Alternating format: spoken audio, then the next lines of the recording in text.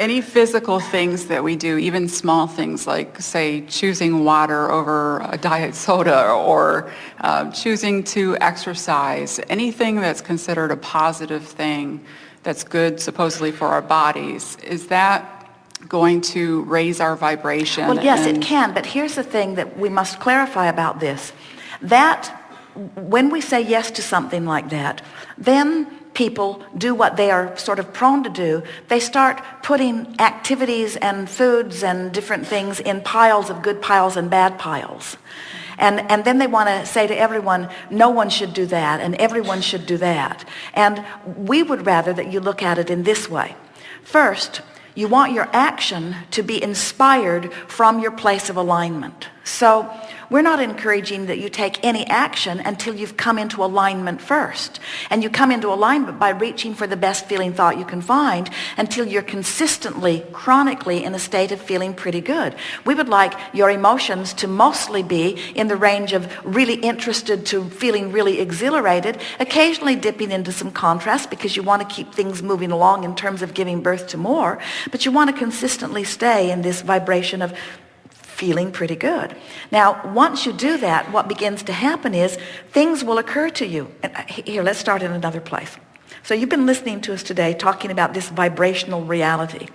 And we've been talking about getting in the vortex, getting in the vortex. So now we want to say to you that when you get in the vortex relative to a subject like abundance, where every time that subject comes up, you just get right in the vortex because you expect things to go well for you, and they do. So on that subject, you get in there, and all kinds of things that are of value to you relative to your abundance appear before you, and people watching you say, it's like you're born with a gold spoon in your mouth. Everything always turns out right for you, and you say, well, I just expect them to. So relative to that subject, let's say it's easy for you to get in there often.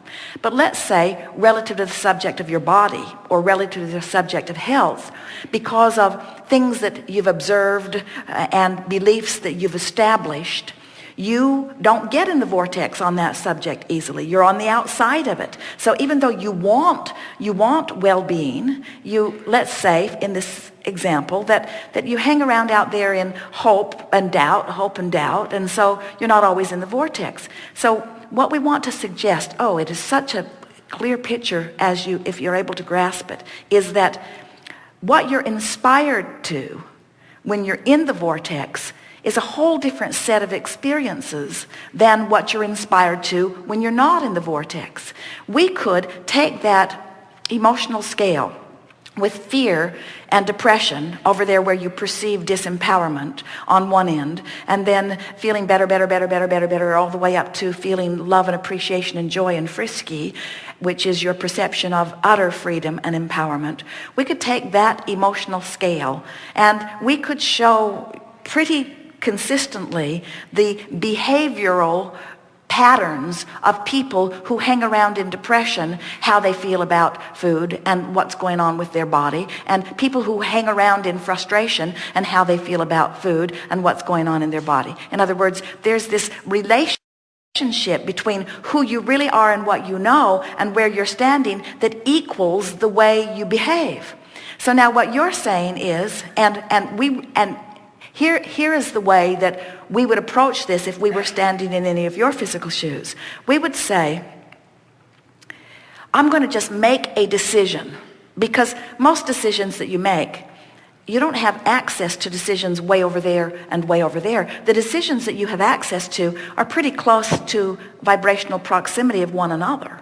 So really, there's not very much difference in choosing that or that. In other words, let's say you've been beating the drum about a relationship and you feel about relationships the way you do. And so the universe delivers to you a range of opportunities to choose from. And we want to say to you, they're all pretty much the same, because they're all in the vicinity of where you've been vibrating. So what we like to say is, just pick one. Just pick one. Just make a decision and then do your best to line up with that decision. Just make a decision and line up with it, which means don't choose this and then worry that you've made the wrong choice. Don't choose this and then regret not choosing that. choose it and line up with it. And if that's your consistent pattern where you make you find the best feeling thought that you can find, and then from where you are, you make the best decision that you can find, understanding that there'll be another and another and another, in time you come to realize that the buffet that unfolds before you to choose from keeps moving up the emotional scale with you.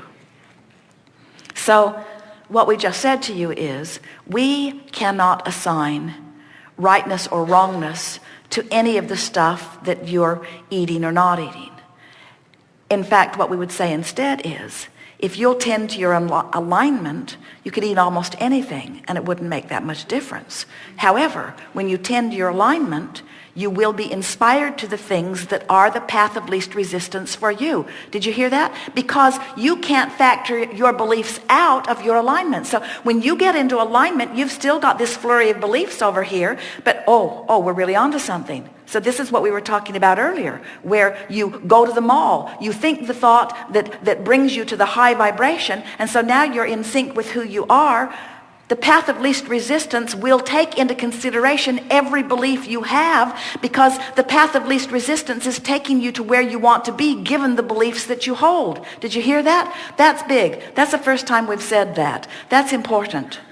Because what you want, what humans keep wanting us to say is there's one right path. It's why you squabble over whose religion is right. There's one right path, and we say there are endless right paths. The important thing is you're good and you're worthy, and what you want is laid out in the path of least resistance for you. And the better job you do at releasing those beliefs that don't serve you, the less resistance there is and the easier the path. But that's why you can accurately say, I discovered from my own personal experience that such and such a food isn't good for me. And we say, how do you explain that somebody else isn't having the same problem from it? Well, you explain it that they've got a different set of vibrations going on. And it's the vibrational relationship that equals the bigness of what you're living. Not